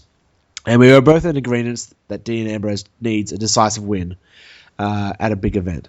So here's my thing. So it's an unsanctioned match for the Money in the Bank briefcase, right? Dean Ambrose, Seth Rollins beat the crap out of each other, and Dean Ambrose actually wins the match. Clean. Beats him. Authority comes out and does the whole dusty finish and says, listen, this match was an unsanctioned match, and the Money in the Bank briefcase can't change hands on an unsanctioned match. It has to be a sanctioned match under the WWE. So Seth Rollins actually leaves with the briefcase and cashes in later on. Oh, I mean, this may be there's a lot to think about. Do you know what I mean? Like, I don't know. It could definitely piss a lot of people off, but I don't know. It could have some. I just don't see. I mean, when's the last time WWE ended a WrestleMania with a heel going over? Well, first one that comes to mind was WrestleMania 2000. Yeah, I mean, like, it may not be the best way to send fans home happy, but it could be a way, like they have like other things to take away from it, like the whole Daniel Bryan situation and whatnot. So, well, any chance that Seth Rollins cashes in and loses? No, because they need to keep Daniel Bryan beats Lesnar and then Rollins in the same night. No, because Daniel Bryan has already had his WrestleMania 30 moment. He already had that moment where he defied the odds and wrestled twice and beat, three of the top superstars in WWE history. So you could definitely have the championship stolen from him, leading into a Daniel Bryan Seth Rollins, a few month rivalry for the championship. So that was my match. What was the third match on the card for you, Eron? I've got Taker and Bray Wyatt. So it looks like the fans kind of read my mind on that. I'm going to go out on a limb and say I thought exactly the same thing. Yep, but actually on my paper I have Undertaker / Sting versus Bray Wyatt. Either or. I think if Taker can't go, then I wouldn't mind seeing Sting versus Bray Wyatt. And then the same thing. If Sting doesn't go, Taker does, I'd like to see Taker and Bray Wyatt. I think all three guys can put together great promos against each other. I think, the match itself would be good. I think I'd rather see Bray Wyatt versus Taker. I've been somebody that's been saying that, I don't want to see Sting wrestle. It doesn't appeal to me. I don't see the attraction. I don't want to see a 56-year-old man, however old he is, go out there in a t-shirt, and it's in wrestle. I don't know. He doesn't appeal to me, and I don't want to see it. I'd rather see Taker, at least Taker kind of doesn't wear a t-shirt to the ring, and still has that bravado and that presence about him, where Sting, we've never really seen him in a WWE ring, and a lot of the fans would be kind of disconnected from him. So, Yep. Undertaker Bray Wyatt being my other match, Taker orientated, even though I said, obviously if Taker can go, I'd like to have him against Bray Wyatt. The quality of entrances in this match alone would be something to get a WrestleMania ticket for. I think it would be an amazing kind of spectacle. I have every single faith that WWE could outdo themselves. In regards to your Sting match, I'd stick with Triple H versus Sting. I think there's enough storyline momentum for this one. I honestly, we didn't touch upon it, but I kind of see Sting kind of maybe getting involved in this Royal Rumble in some way, shape, or form. Obviously continuing the story with Triple H. Maybe it's Sting that costs Seth Rollins his shot at the championship.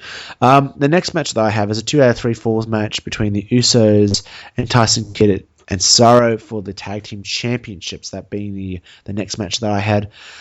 Obviously I think these guys can go. I think 2 out of 3 falls matches in 2014 showed that they really had some legs, especially if you have some great technical wrestlers in the match. you can't go past the Usos and Kid and Cesaro as some of the best tag teams out there for that kind of match. So that's my tag team championship match. What was your next match? Okay. Let me just recap on what I have so far, just so the fans kind of understand. Daniel Bryan versus Brock Lesnar, my main event for the world title. Triple H and Dean Ambrose. Taker and Bray Wyatt. And now my next match is Roman Reigns versus Rusev for the United States title. Now, I feel like this might be a step down for him as far as if they want to build him as the next John Cena. But at the same time, I feel like Rusev and Reigns, every single time they've wrestled, has been money. I feel like this could be a perfect person to end Rusev's streak, Roman Reigns. I think this would be a nice kind of, not warm-up match, but a nice kind of taste for Roman Reigns as a single star at WrestleMania, and like you said, building up to his eventual going over at WrestleMania 32. So I think Rusev and Roman Reigns makes a lot of sense. I think they work well together, and their matches have always been great. So actually, my next match involves Rusev and the US Championship. And it is Rusev versus Sami Zayn with Hulk Hogan. I honestly think that Hulk Hogan needs to be involved in some way, shape, or form in this USA-esque storyline. It would be a crying shame if he's not involved in the finish to Rusev's undefeated streak in WWE. And I really feel like this is a great chance to showcase an NXT competitor. I really think this is a good time for them to get a big win. Should it be Sami Zayn? Maybe, obviously Sami Zayn's Canadian. You could make an argument for a US-based wrestler. Choose someone that of the same kind of caliber from NXT, and I'll go with them. But at the same time, I think Sami Zayn would benefit from a Rusev win more than anyone else. Okay, so let's move on to the Andre the Giant Battle Royale. So, who's your winner for it, and who's included in it as well? I think there's a bunch of guys in there that that obviously guys like maybe Orton. I don't see where Orton fits in the rest of this card, so I'm gonna go. Maybe Orton is in that. Ziggler, Luke Harper, Eric Rowan, Big Show, Cesaro, guys like that. That mid upper level card, and I'm gonna go with Dolph Ziggler. I think he needs it bad, especially after what's happened to him recently. I think going into WrestleMania, he's not going to have much to do. Maybe they give him a match with Wade Barrett, who knows? But I think probably Wade Barrett will probably be thrown in there as well. And I'm going to go Dolph Ziggler. I think he's the guy for that Battle Royal. I'm going with another NXT guy because I think NXT being as popular as it is on the WWE Network, I think it's silly for them not to kind of accentuate NXT at WrestleMania. Obviously, Sami Zayn and Adrian Neville are ready to go, so my pick is Adrian Neville. I think that would be a really good, strong win for him. Ziggler, you could say Ziggler deserves it, needs it, whatnot, but I really think Ziggler's a stale character at the moment. I think he's destined to be on his way down again. Hey, I'd like to be proved wrong, but that's how I feel. But Adrian Neville is my pick for the Andre the Giant Battle Royale. Is there any other matches, Eron? Yeah. I actually have another kind of main event match that kind of got lost in the shuffle just on how I listed it, but John Cena versus Seth Rollins. Really? Yeah, I feel like, if anything, this is the match they need to have for Seth Rollins. They've kind of put it off, and we've seen it on TV a couple times, but we've never really seen a decisive finish. So I'd like to see this, and I'd like to see maybe some stipulation added to it, maybe something like if Rollins wins, something happens for him, but if Cena wins, the authority goes away, or something like that. Just something added to it. Maybe even the Money in the Bank briefcase is on the line. But I think Rollins and Cena could put together a nice WrestleMania match with a nice stipulation added to it, and it can kind of be a nice, upper mid-card match for Seth Rollins to maybe go over. Okay, so that's WrestleMania dream cards for WrestleMania 31. We want to hear your dream card. Who do you think? Are we right? Are we wrong? Do we make some good ideas? Do we make some absolutely horrible ideas? Give us your dream cards at at our Facebook page. So facebook.com/wrestlingsropebreak, or you can post it or send us it via our website at wrestlingsropebreak.weebly.com. Obviously, we will collect and finalize the best ones possible, so send them ASAP into our Facebook page, into our website, and we'll get it ready for next week's show. Well, that's all we have time for tonight. Thank you so much for joining us wherever you may be around the globe. And Eron, I hope you have a great rest of your week. I hope so too, and I hope you have a good week as well. Next week will be our go-home week, for Raw and SmackDown and all that stuff into Royal Rumble, and expect some predictions. Yeah, absolutely. Royal Rumble predictions. Royal Rumble is on the horizon. We're going to be talking all about it next week. Thank you so much again for listening. We're going to catch you on next week's Wrestling's Rope Break, Thursday, 8 p.m. Eastern, exclusive to Main Event Madness Radio. Good night, everybody. Thanks for downloading Wrestling's Rope Break. Want to keep up to date with future episodes of the show? Answer our weekly questions. Interact with Joel or Eron, or just go somewhere to discuss good old pro wrestling. It's easy. Start by following us on Twitter at WrestlingRBreak, then like us on Facebook at facebook.com/WrestlingsRopeBreak. Finally, bookmark and visit our website at www.wrestlingsropebreak.weebly.com. Wrestling's Rope Break.